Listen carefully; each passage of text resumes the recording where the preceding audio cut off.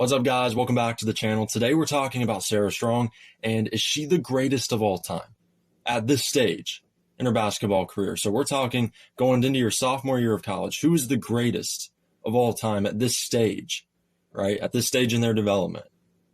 Sarah Strong could very well be the greatest player of all time at this age. Sue Bird, Diana Taurasi, Candace Parker, Brianna Stewart, Sabrina Ionescu, Paige Beckers, Caitlin Clark. There are so many names, so many players that were incredible at this stage in their careers.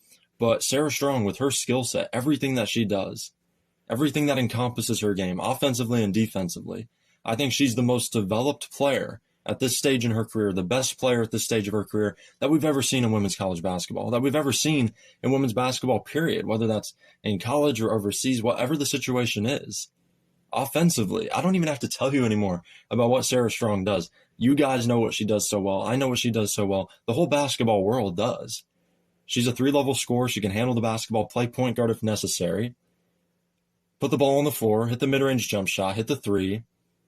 Her ability to pass is incredible. Defensively, her instincts are off the charts. The way her hands and feet are so coordinated, the way she plays within the team construct, what she does individually, it's just incredible, right? Her game is just so incredible. And the scary part is she was just a freshman last year. She's going to take it to another level. Never seen a player do all of those things that she can do.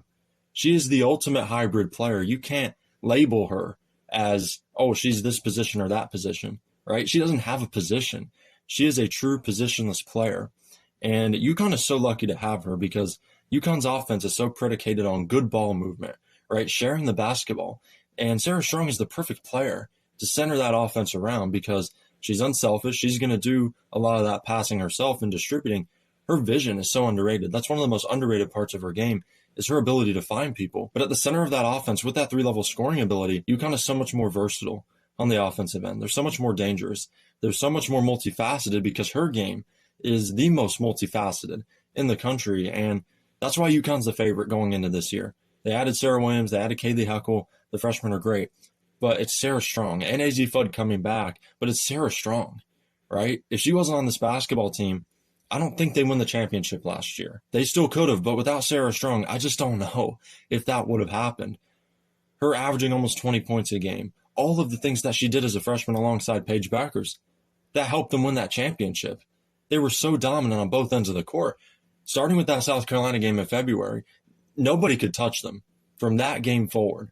And again, Sarah Strong was a huge part of that. Paige, of course, in the tournament was legendary.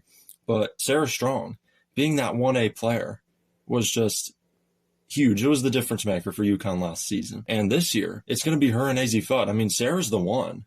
To me, Azzi's the 1A, and Azzi sometimes might have the bigger scoring night, but Sarah Strong is the best player on this team. We know that. But we're going to talk about Azzi Fudd in an upcoming video, and are we still underrating her, right? That's the question that video is going to be centered around, and I'm going to break that down.